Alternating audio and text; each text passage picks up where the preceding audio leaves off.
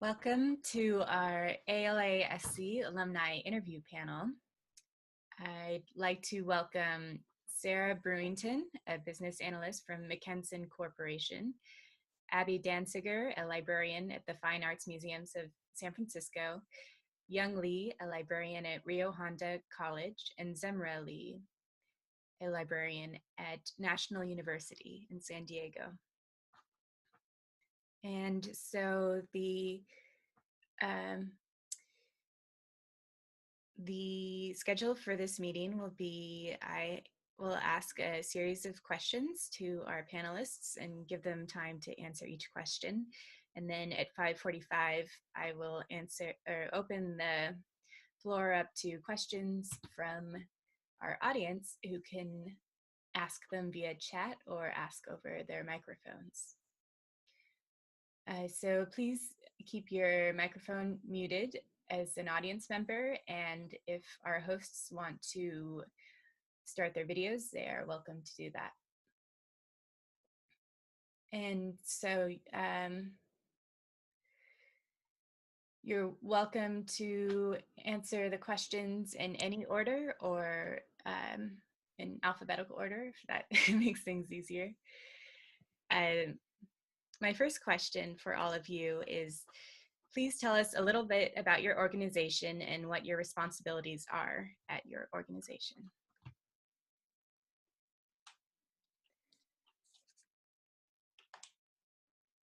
Sara, would you like to go first? Okay, sure. So my organization is a giant medical supply and distribution company. If you ever go to a hospital and see a box of latex gloves, my company probably sold those to the hospital. So not quite the typical place a librarian would end up. And you asked us to describe our role as well, is that right? Yes, your role. So I'm a business analyst. I do a lot of data analytics for the company. I dig through a bunch of databases and build reports to help people do their jobs better.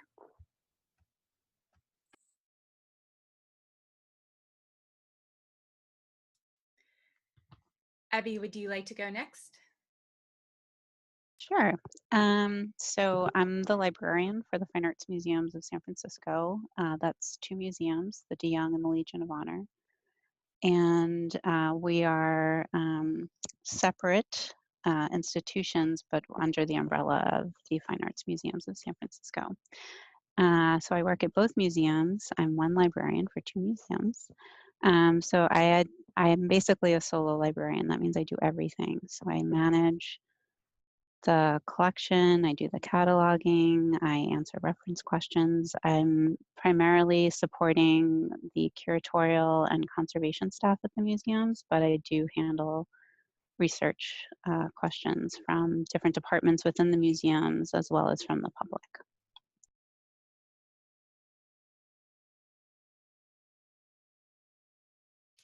Hi, everyone. This is Young Lee. I'm a librarian at community college in Southern California, a little bit east of Los Angeles, called Rio Hondo College. And I'm also the Pathway to Law School coordinator, which I can get into a bit later. But generally, all the librarians here just have the title of librarian, but we do reference, instruction, collection development, a bit of everything. It's a little bit more egalitarian, but we do have certain areas that we specialize in, and that we tend to do a little bit focusing individually. So my prior experience included electronic resources, so that's kind of primarily what I handle. I'm kind of the de facto go-to person for e-resources, digital resources, as well as some systems related.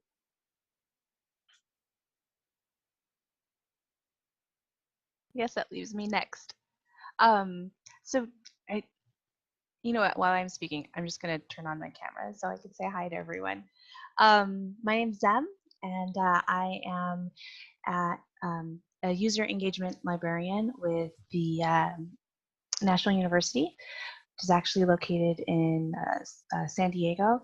And National University is it's a school for adults. We primarily have our campuses spread out, so we have like 27 different campuses. There's Young's camera. I see it flickering on and off. We have 27 campuses throughout the state of California. So my position is a little unique to academic librarians in that I do have some travel.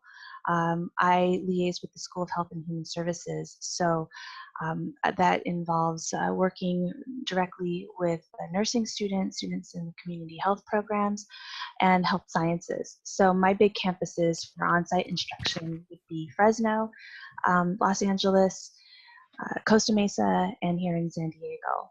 So my basic duties, a lot of, as Young was saying, we have a lot of very similar duties related to collection, development, and reference.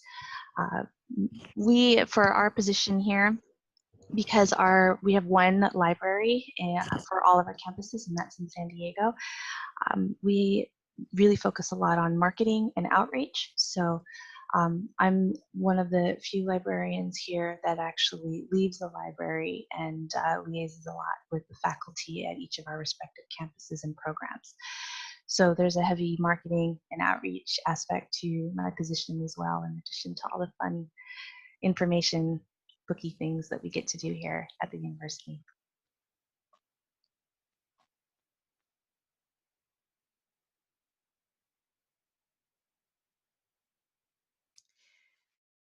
Thank you, everyone.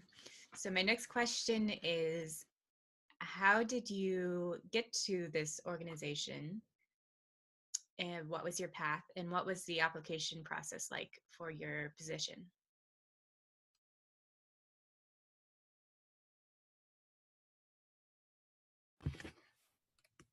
So with my career as a data analyst, it was kind of an accident.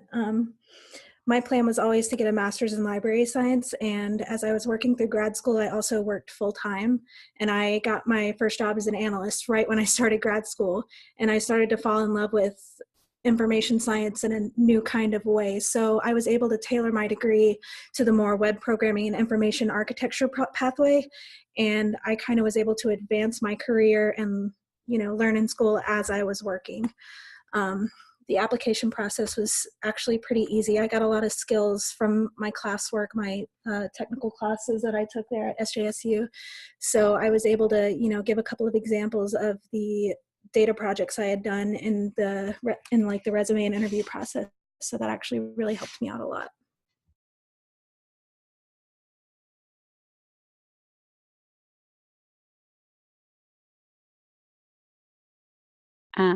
So this is Abby. I'm pretty sure I just got really lucky with getting this particular job, but I was on a path toward art librarianship pretty much from my undergraduate years. I do have an undergraduate degree that's a fine arts degree. And then I worked in museums and galleries, and I did get a job in an art school library while I was in the SLIS program. It's really about, just kind of thinking about what you're really interested in. I love just working in a museum, and I knew that was kind of my goal. And when this job opened up, someone, did recommend me. They recommended that I apply, but I did have to go through a pretty rigorous application process. There was a, resume and a cover letter, of course, but then I had actually 3 interviews before I was actually hired. My first interview was a panel interview with, I believe it was 6 people. So it was hard, but if you have the opportunity to ever have someone give you a review of your resume or your cover letter, take it. They're always going to give you good feedback. Always get your interview questions ready that you would bring to the interview. Think about what they might ask you.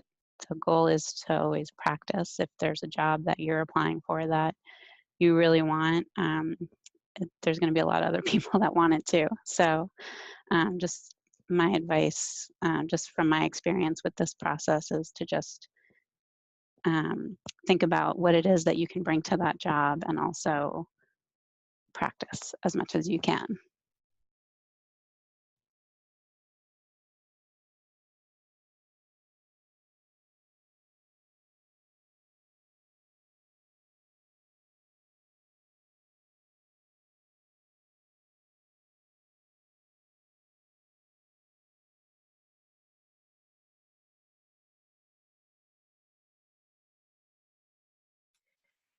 Hi, Zemirah. It looks like Young dropped out of the meeting for. There he is. I see him.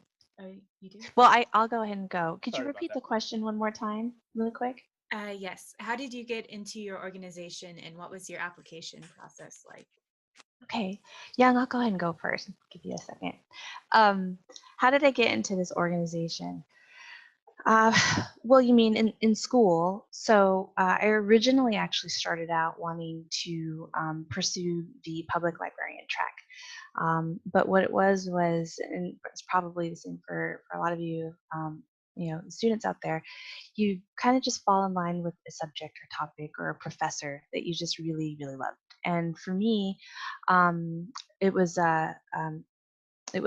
Professor Michelle Simmons. And so she taught reference and information literacy, so my interest kind of fell more along the academic track, and so that led to instruction design and web usability as well. So it just seemed like a natural track for me. But just to be sure, I wasn't exactly certain, so I did make sure that while I was a student, I incorporated a wealth of different opportunities. So I volunteered in the public library. I interned for an academic library, and I worked for a short time as an intern for a database or e-reference vendor, which at the time was Credo Literati.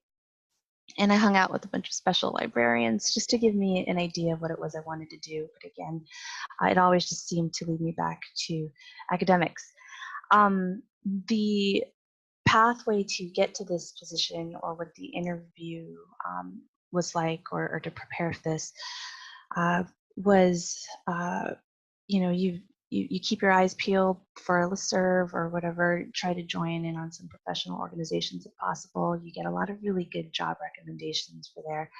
And I came up on this job here in San Diego, and I applied. The application process here wasn't too rigorous. Usually for these kinds of positions, they want a copy of your CV, which if you haven't started one yet, you start looking for opportunities to find some presentations, group presentations, or any way that you could publish. I'm not sure if SJSU is still doing student publications there, but you look for opportunities like that, and you build out your CV as best as you can, even with volunteer opportunities.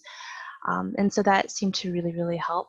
I also was very active professionally in a lot of the professional organizations, even as a student. So at the time when we were there, I believe SJSU paid for one student membership, and I think at the time maybe it was Carl or SLA, I can't remember. So just make good on those opportunities, and kind of just start networking if you can with other professionals in the field, and that's kind of how that helped. But it helped to build a robust CV. It helped to be able to mentor and talk to other librarians that were out there already looking, and those librarians that you get to know through the professional organizations and whatnot end up being the ones on the selection committees as well for when you're applying for work. So that's basically how I got over here. Young, you want to go? Yeah, thanks, Sam. So sorry, everybody, I lost the connection there. So I assume the question is, how did you get into the organization or industry? So for me, librarianship, I got into it. It was actually an accident, quite literally an accident. Actually, a drunk driver hit the car that I was in, and as a result, I had some injuries, and I was recuperating from the injuries. And during that time, I got involved with the local public library. A new branch had opened, and there was a new book club that was started. So I joined it, got to know the librarians, and became more active and started volunteering, and helped form another book club. And as I got to know the librarians, just a little bit of background, librarianship is actually a second career for me. I'm an attorney.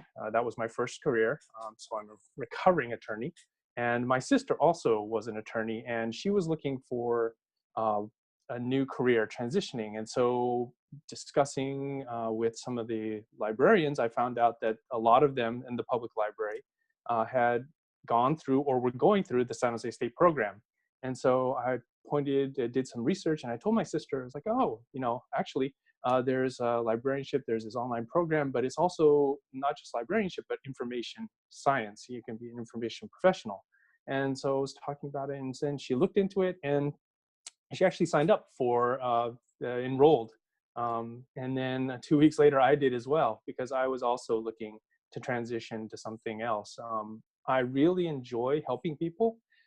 And in the legal sphere, I could only help so many people, but I actually wanted to kind of reduce the billing, the billable hours, and I just kind of wanted to do something a little bit more involving information science and helping people more directly. So as I got more involved in volunteering with librarians and the public library, and I started into the program at San Jose State, and eventually, well, my sister and myself, we didn't want anything to do with law librarianship whatsoever. We didn't want to do anything with law, but we ended up volunteering at a county law library as well. And one of the librarians that introduced me, that I met in public librarian, and and I started volunteering and helping out with, after I graduated, one of the jobs that came up, the county law librarian that I dropped by said, oh, look, there's a position open here at this academic law library.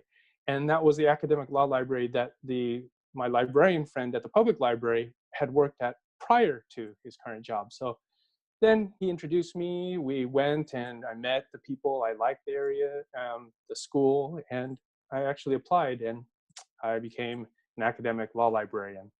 And I really enjoyed the teaching aspect and interfacing with students. And I was there for about 7 years, and actually exactly 7 years. And then I am now at the community college that I am, and I've been here for about 5 months. So that's pretty much how I did it. Actually just followed my interests, and also it was, I think, a result of networking, just connecting, asking, and exploring options. So I'm pretty fortunate, but I really love what I do. I just wanted to chime in really quickly and just second what Zemirah and Young have been talking about. Just the volunteering and interning and networking with the professional organizations is so important, because getting to know the people in your community, the other librarians and the organizations, they're important. So I just wanted to say I didn't mention that as much as they did, and that is really, it is a really important aspect of your job hunting and just your future career.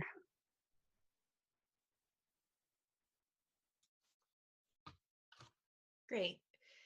So the next question is, how did the San Jose State School of Information prepare you for this position? And if you want to mention your favorite class or what you thought was your most useful class, that would be good also.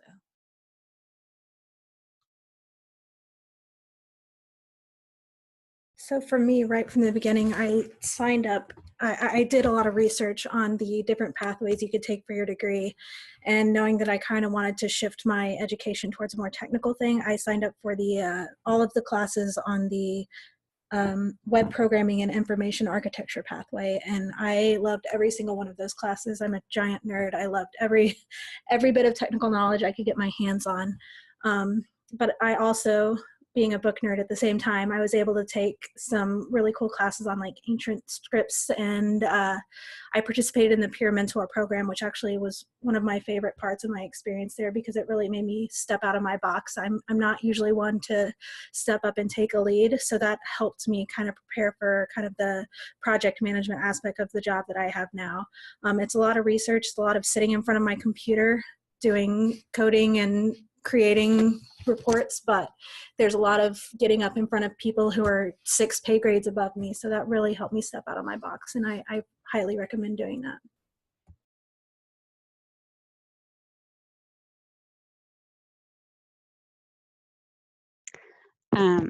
So I am going to make a shameless plug for participating in ALASC. I was on the board when I was a student, and it was a really important learning experience. I got a lot of different skills and projects and connections out of participating in that group. So congratulations to everyone participating right now. As far as classes go, history of books and libraries was kind of my guilty pleasure class, but that class I learned a lot, and the teachers that I had in that class were excellent. That was Debbie Hansen and Linda Main. Information literacy was also really interesting for me because it was it pushed me out of my comfort zone. I had to do teaching, which I didn't really have an opportunity to do in the past. So it was also just a really great, again, a really great class with Michelle Simmons. And I have to highly recommend, no matter what track you're on, whatever your interests are, you should definitely take either collection management, but more importantly, preservation management. I don't know if she's still teaching. My teacher for that class was Amy Rudersdorf. But she, you know, went from the analog to the digital, and you are unfortunately going to be faced with an emergency someday, whether it is, you know, natural or man-made. And I can't tell you how many times I unfortunately have had to go back to my notes and my knowledge from this class. It's just, it's a really valuable knowledge base, even if it's something that, you know, you think you'll never use. It's just, it's really important. And I would just say really any class that you think is not something you would be interested in, but you're kind of interested in it, it's really helpful to just kind of be broad in your approach to whatever coursework you're taking, because I think the more you know about the different functions of a library, the more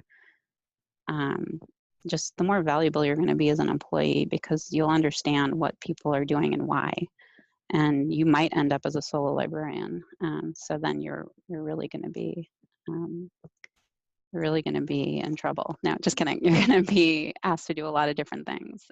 So I think, yeah, I think anything you're interested in, definitely go for it. But also try to push yourself out of your comfort zone, because it's school's a really good time to try those new things.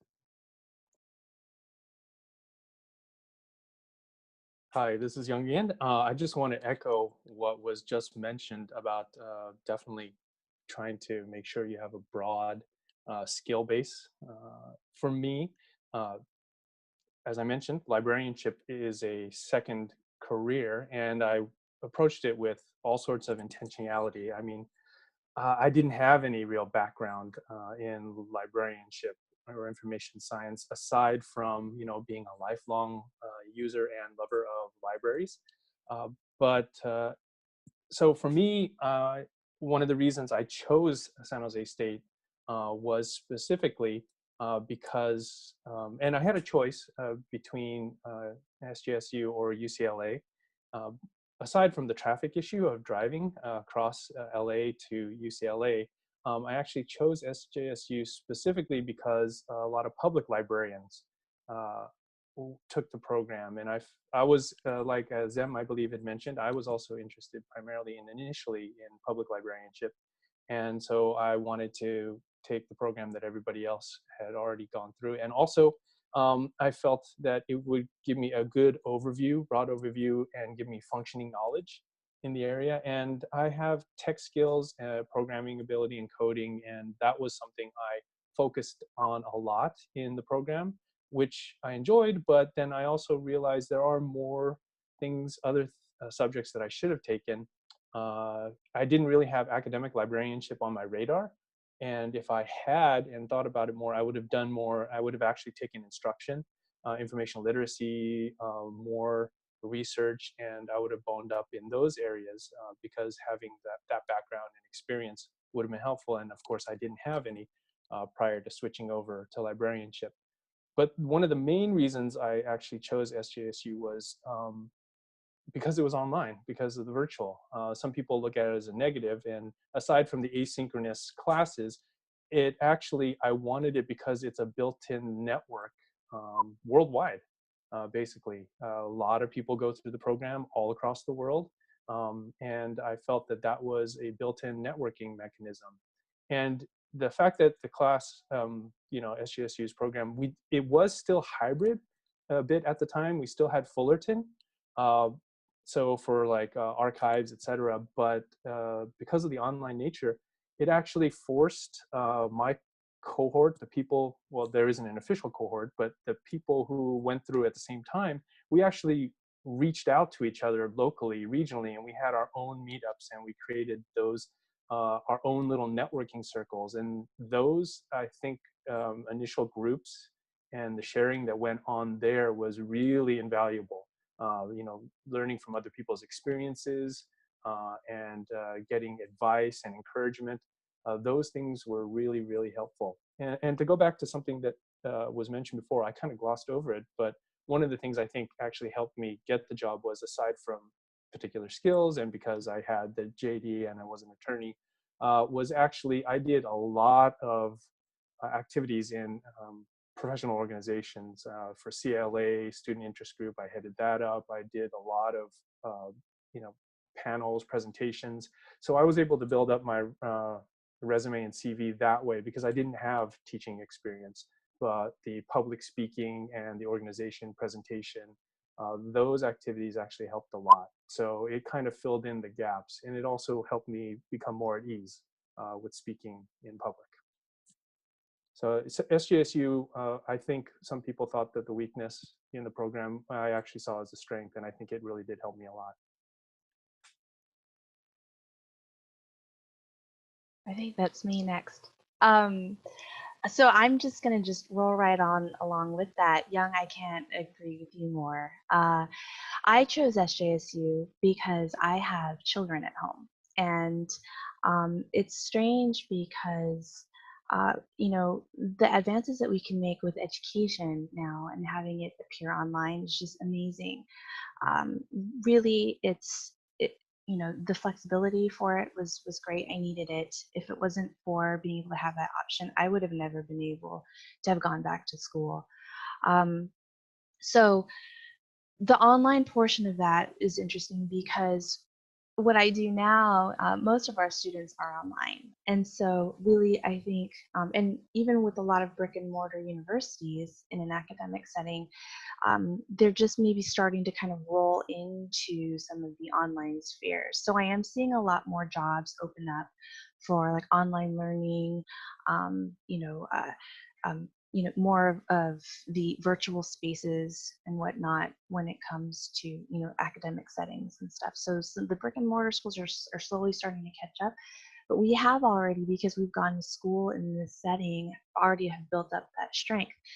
And one of the things too, I might mention is, before that, I mentioned earlier just having a wide base of opportunities and experiences. So when I was going through my undergrad, I went to UCSD, and I went to a great university, but all I ever really did was go to classes and then do my little secretary job and go home.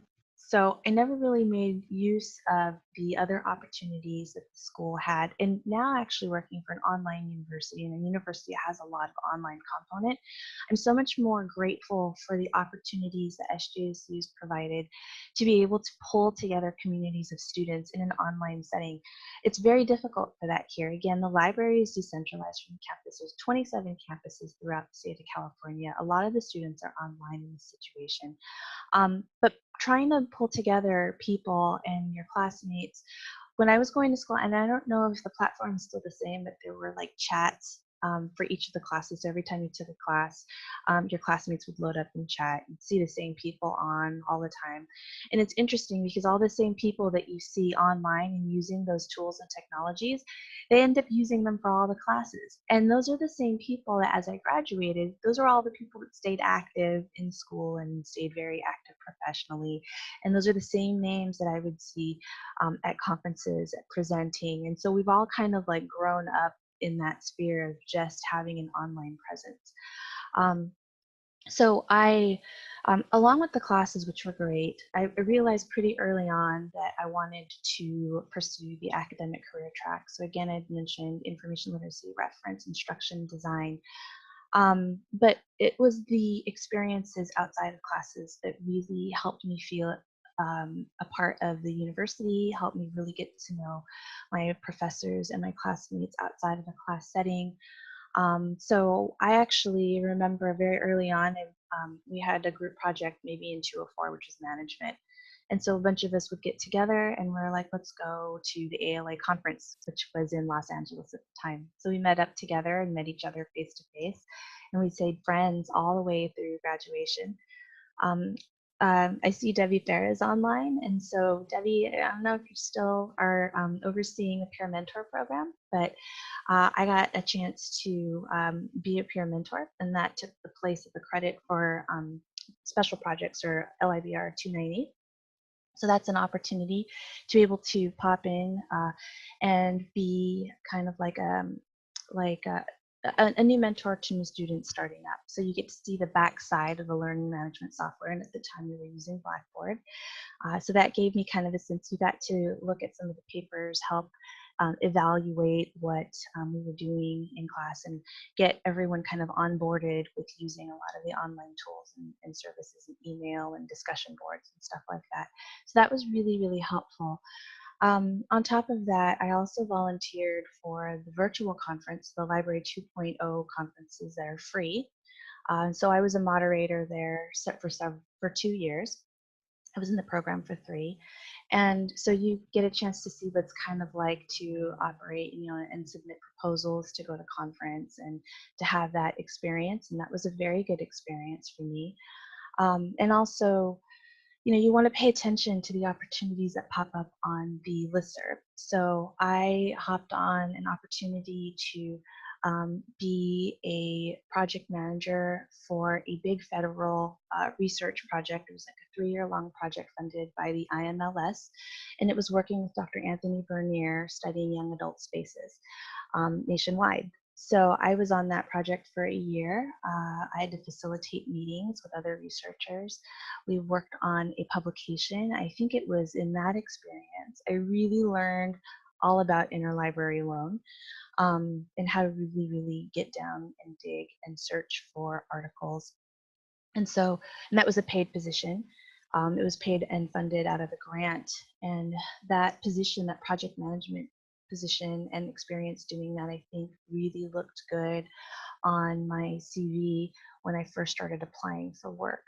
So, it's a lot of those opportunities. And I'll take the time right now to mention that before library school, I was so shy. I could not stand in front of people to talk for anything. And I keep thinking about how uncanny and strange it is that, we're meeting right now and everyone's kind of like behind their monitors. And I do a lot of teaching online. So it's like you're teaching to, or you're talking to a screen and there's like no interaction. it's hard to think that you can learn to do it this way and have experiences and speak out loud, and it actually helped improve your ability to speak in public. But it did for me miraculously. And academic librarianship, really depending on the track, even within here you go into, you could go into instruction. So I do a lot of teaching. I stand in front of a lot of classes. I do a lot of traveling. There's no telling sometimes what kind of classroom and what situation I might find myself in. I've found myself teaching off of a karaoke machine once, standing on top of a table, and teaching all the students off of our cell phones. I mean, there's a wide range of situations and opportunities for you to be able to kind of flex your student engagement and your ability to kind of like reach out and work with people face to face, online. And it's strange because although SJSU was completely online when I went to school and did that, it really helped me just feel confident in general about public speaking and being able to stand up in front of people. So it's strange, like, what did I learn best out of library school? Like, you know, public speaking, even though I started out speaking to my monitor. And I did a lot of like looking up at the ceiling a lot when I first started, because I didn't know what else to look at while I was going through classes. But if any of you have actually classes online and you have to do like a presentation, you'll know what I mean, you know, where it's a little awkward speaking to your screen. But getting in the habit of doing things like that really, really helps, you know, in your line of work, especially if you get into academics and you do a lot of teaching like I do for where I'm at. So again, just, you know, be open to lots of different experiences. I think I paid a little bit more for you know, my student loans, because I did pull out extra money so that I could go to conferences. But you know, it's really important. And I think that despite the fact that I went to school online and didn't actually see my classmates face to face every day, you know, the people I went to school with, I still talk to all the time, and we still keep in very, very close contact. And all the people and peers that you go to school with, you know, you never know that one day they're going to graduate and work in other places, and, you know, and they'll be on the selection committees for when you're kind of rolling around looking for work. And when you're kind of keeping local, you know, especially like California, Northern California, Southern California, you tend to run into kind of the same people professionally. So any opportunity you have to get your name out there and to kind of pitch in and work on your service with professional organizations and stuff. It started in school for me, and I carried that forward out of school. I just can't emphasize that enough. It's been very, very, very helpful and very advantageous. So did that answer your question, Rachel? Yes, it did. The question was, how did the iSchool prepare you? So I think that was very informative. The next question is, what do you like most and least about your job?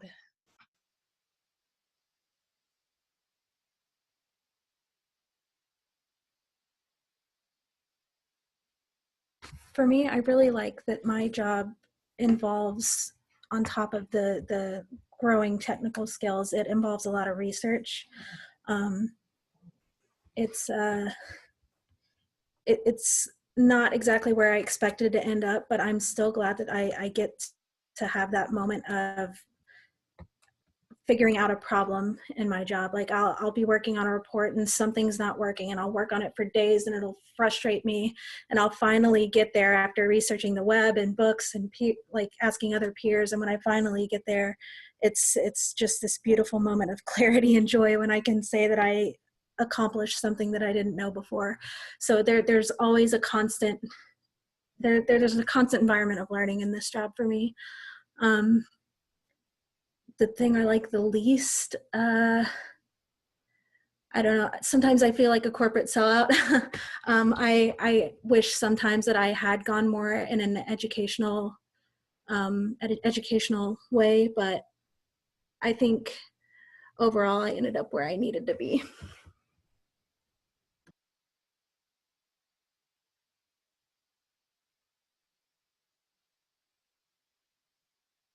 Hi. So what do I like the most? I definitely love I love the people I work with. There's really great people here at the Fine Arts Museums. My colleagues are super supportive and just lovely. And that makes a huge difference in any work environment. You have to like the people you're working with. You're with your coworkers more than your family in most cases.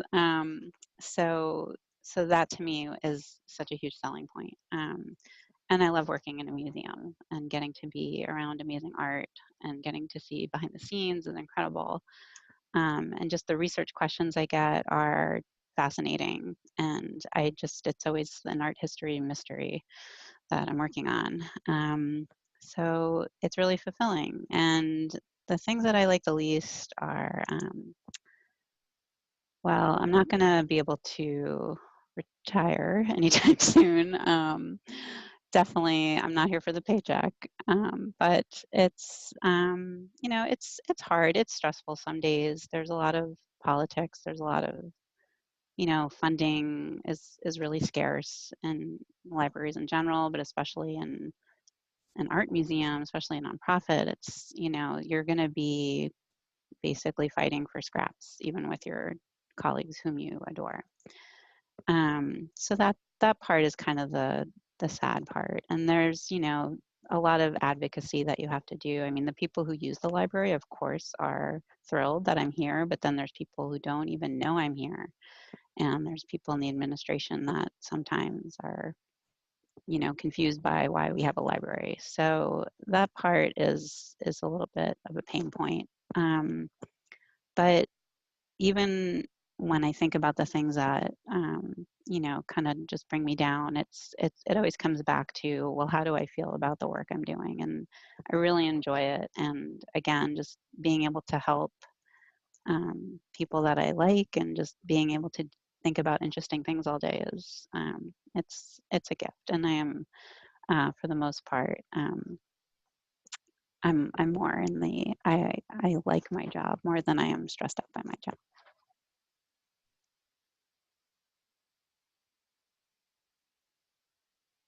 This is Young again. Let's see. The thing I like least is probably the distance. My commute is about an hour and a half one way each day. So anywhere from 2 to 3 hours round trip. And that's just because of where I happen to live and where the college is. And of course, with Southern California, especially in the LA metro area, traffic is not that great. So I wish the commute was a little bit shorter, nicer. That would be awesome. So that's a con. But pro, well, there's a lot of them. I could be facetious and say it's the benefits, which they really are really awesome benefits to being a community college librarian. And if anybody wants to reach out to me individually, I'll be happy to talk ad nauseum about that. But really, it's something that I mentioned before. It's the impact, the ability to be a force multiplier to help improve society, communities, and individuals in their lives. The mission for community college librarians, especially at the community college level, is about equity, opportunity, and helping people. And I love the fact that I get to help people earlier in their academic careers at the beginning. I did at the latter end in my prior job as a academic law librarian, but I really enjoy the opportunity to get in earlier and to make an impact here at the college, and just interacting with people, not just with the students and my coworkers who are awesome, but also I'm a faculty member, so interacting with the fellow faculty, the academic divisions, and with the administration on working. And funding is not always as plentiful as we'd like, so I like looking for ways to help the library as an institution and the college as a whole too. So I like those opportunities of interacting. Okay. I'm just going to turn on my video because I'm just used to doing it this way for work. But what I like most about my job, we'll start with that first, is that I think there's a heavy focus in what I get to do related to teaching and working with the students.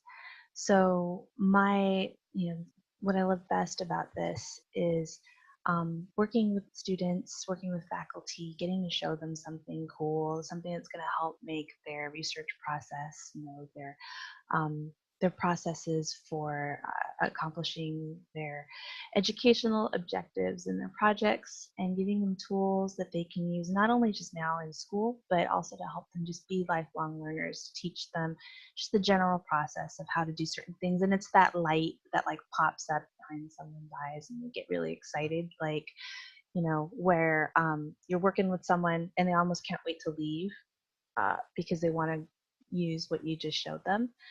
So, knowing that, what I like about being a librarian in general is that you get to hang out with a lot of people that just know everything about anything, or at least know where to find things. So, a lot of my colleagues are like awesome deal finders. They could pretty much find almost like anything on the internet. I've never found a librarian ever give bad directions. So we always like, you get to run with a crew of people that just appreciate information and know how to present it and know how to share it and love to do that. So that's cool. That's what I love about my job. What I don't like about my job, specifically in academics, possibly might be the fact that sometimes there's a lot of, I almost want to say politics, but I don't even think that encompasses the word quite all the way. I think that a lot of the times what we prepare the students for, what we learn in school, is really how to deal with patrons and stuff. But a lot of the times when you're working with faculty, and a lot of our faculty, especially mine, are like nurses, have their PhDs in health sciences or whatever. They're very, very proficient in, the areas that they studied in. But that doesn't always mean, especially for me when I have nursing faculty, there's the practitioner side of it, and then there's the educator side. So there's a lot of tech questions and fear for like how to teach in online media spaces. They use a lot sometimes of terminology that we don't understand. Like, for instance, a literature review for us is a specific kind of paper. They might consider a literature review as a review of the literature in general. There's a lot of lingo and stuff that doesn't always match up. And it might seem like a small thing, but when that's reflected in course outlines and students are looking for things that don't make any sense, and they come to us for help and we don't know how to make sense of what's going on with some of the things that are being asked, then it gets to be a little bit challenging sometimes. And also, Young is very fortunate to be faculty where he's at. So in academics, sometimes you may be faculty and you get to serve and have a voice on faculty senate and be able to contribute, or sometimes you're not and you are considered staff for the university. And so the stratification, I guess, maybe in status for a lot of faculty is sometimes it's hard to get around, because there is, like, I don't really know what you do kind of feeling, between the back and forth. So sometimes that's challenging, and that's very, very difficult. And I guess along those lines too, one thing that nobody ever really told me in library school was, I just get this sense in general that libraries, no matter what branch you're in or what kind of library you're in, always are having to like prove something. We always have to prove that we're here, that we're relevant, that people are using our resources. Please don't take away our funding, because people are using these books, they're using these spaces. So there's a heavy aspect towards marketing and report keeping. So we have to do a lot of reporting, statistics, a lot of like proving that we're relevant, heavy marketing, heavy outreach. And I didn't realize going to school when I was thinking about being an academic librarian that that would be such a huge aspect of our jobs. So that's another thing that I don't like, but I should have started it the other way around because now I'm ending it kind of on a negative note. But you can spin that around to a positive, is that you get a chance to work on your sales skills and your marketing skills, and that's just a whole nother skill set that you can add on to your portfolio. Well, thank you, everyone. It was very helpful. Do we have any questions from the audience? Debbie has raised her hand. So inspired by Zim's model, I'll turn on my webcam and say hello. It's so great to see each one of you speakers, because I had the great privilege to get to work with you when you were students at the school, and that's often not true because we have a lot of students, but I happen to have had a chance to work with each one of these people when they were in school. And I'll say to everybody who's listening something that's already obvious to you, but each of them stepped out beyond just their normal classwork. They branched out, they did extracurricular kinds of things. Some of them mentioned the peer mentoring. That's kind of an extra sort of a step out of the ordinary classes that each of them took that step. And then the other thing I remember about them too is that they showed initiative. Wherever they were, they showed initiative, and they just kept doing things beyond sort of what was given and expected. They came up with new ideas, and they tried different activities that they thought of or presented and carried through. So those are the kinds of things that help people stand out, not only in the minds of faculty members who might have to give a reference or might be willing to give a reference later on, but those things also stand out when you can document them on your resume or your CV, and when you're applying for jobs. So each of you are great examples of the things that I just mentioned and the things that you talked about. And it's just such a pleasure to hear each of you. I've been sitting here looking back at old emails from a few years ago, when you were students, and it's really fun to see you cycling around now and helping the new students. So thanks. Yay, love Debbie. And as Debbie mentioned, I want to point out that when she mentioned references and opportunities, yeah, that actually helped a lot. I really got into also, just helping out SJSU. At the time, it was SLIS. And Debbie was one of my references, as well as another instructor. So that was really awesome, in addition to being able to do and to help out and to get skills, but also, help build my professional portfolio and references. So SJSU, I'll change it. The best thing about SJSU was actually the people involved in the program, and who actually that I met, the professors and the staff. They were really awesome. Sarah, I don't know if you're able to read the chat, but we have some questions for you from Sarah DeWitt. They are: did you have a business background before you started working as a business analyst? What made you decide to apply for that job, and how did you get it? Can you elaborate on what classes and projects were most useful to you, and what skills you use most frequently now? And with your the speaker's permission, if we run out of time in the session, then I can forward these questions to people via email and put them up on the ALASC website. Yeah, absolutely. I'm happy to talk to anyone about my background. I did have a little bit of business experience before I got the job as an analyst. I started out during my undergrad working at a small healthcare company as just a general data entry slave. I entered numbers all day long, every day while I was doing schoolwork. So I kind of worked my way up through that company over 5 years as I finished my associate's degree and my bachelor's degree. And then after I got I got a couple different jobs throughout the company, I decided I would step out and try to get this other job that paid a little bit more. So that's how I originally got into analytics.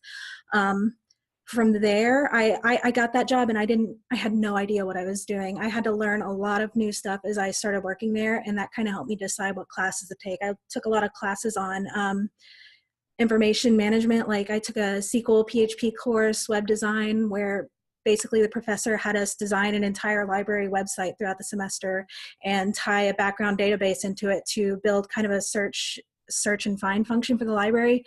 That was a really useful course for me, kind of tying both the background coding part of web design and the front end library side. I think that that's a part of library science people don't just explore a lot. Like there's a lot of data management that goes into library management, obviously. So that helped me a lot. The job I have now is actually my second analytics job. After I got my master's and started working on these more technical classes, I would add the skills to my LinkedIn profile. I meant to mention that earlier. LinkedIn got me my job right now. I had a headhunter reach out to me based on the list of all these different technical skills that I had, both from my time at SJSU and in my job. And I was headhunted for this job, and I make 50% more now than I did when I started out in analytics. I got a huge pay raise once I got my degree. So if you're going in a more technical direction, take all the tech classes you can. That was a big help for me, learning all these different types of coding, and definitely recommend that. Thanks. Okay, 2 questions from someone who finished an e-portfolio. Is it common for interviewers to ask to see your entire portfolio when you apply for a library position? And for the academic librarians, are community colleges more likely than universities to accept librarians with just an MLIS, or do they tend to prefer librarians with another master's degree? Well, I'll speak to the Eport. I'd like to say that all that trouble that you've gone through with Eport is really going to be looked at afterwards. Most of the time, honestly, it's not. I did actually take the trouble to do mine in WordPress, thinking that it would be something that everyone would look at later. But it wasn't. What it actually did do, though, was give me the wording and sum up a lot of my artifacts and experiences that I did in school and put it all in one place. So what it did was actually help me repackage myself when I looked at the different jobs that I was applying for. Do you have experience doing this? Like, oh yes, actually I do have experience doing that, you know, even just as a student. One thing I know that the Eport came in handy for me later on, though, was when I had to write a teaching philosophy, and I had to write a diversity statement related to my position. So that's something that you'll have to write. I'm sure Young probably did something like that too for his position there for the university faculty. So that does give you the wording and some practice for that. It's just like a visual representation of kind of like a resume or a CV, which will help give you very practical pieces to build out your your presentation materials later on. As far as the second degrees, it really, I think it really depends on where you're going. Some places, more of like the traditional universities, depending on the type of position and the type of librarian position that you're going for, would like subject specialists that have that second degree. Sometimes it doesn't matter if you are in some of these other positions that might not have, it's always preferred, but if you don't have it, please don't ever let that stop you from applying for a position, because you just never know what the pools look like. So always apply and just see. When I graduated from school, 6 months after I graduated, I knew that the job market was really going to be tough. So as soon as I got out of school, maybe actually not 6 months, it was maybe 3 months after I got out of school, I landed a position at UC Irvine. I live in South San Diego. So Young was talking about his commute. I had a commute as well. And I did that every day. It was probably like a 2.5 hour commute each way. And I did that for 8 months or so before I got the position here in San Diego, closer to where I live. So you're really just going to try and apply to, you know, anywhere and everywhere in the very beginning, to get your foot in the door somewhere. And once you start building up that experience and have that experience somewhere, you'll be able to translate that to another situation. But yeah, I'm sure you have something on that. Yeah, thanks, Em. I actually replied in the chat to the question, but just to quickly mention a little bit more on the second master's. Yeah, it isn't really common or expected, at least in the community college level. But like I said, it never really hurts. But yeah, unlike research level institutions, most four-year colleges and universities, where the focus is not only on reference and instruction, but on research at an institutional level, where, you know, subject specialty, you know, people are hired for, you know, backgrounds in like art or, you know, poli-sci or whatever. That is more important and relevant there, I would say. So not at the community college level, it's pretty rare. But having said that, you'd want to do research and consider whether it's, you know, at a particular institution, there might be more, like if all the librarians somehow, for some reason, have, you know, secondary, you know, second master's degrees, etc., then yeah, maybe if you want to work there, then, you know, maybe you should. But I wouldn't say as an investment going after that. But definitely look. I think more important than any degrees is actually work experience and the networking, to reduce the information cost of you as a potential candidate. That is much more valuable at the community college level than any sort of degree. So it's the ability to do what needs to be done. You have the skills, and other people can vouch for you, or they say, yeah, that you have that, and people know that. All right, well, it's 6 o'clock, so thank you everyone for participating. I feel like this was a really valuable opportunity, and I learned a lot. Thanks for organizing.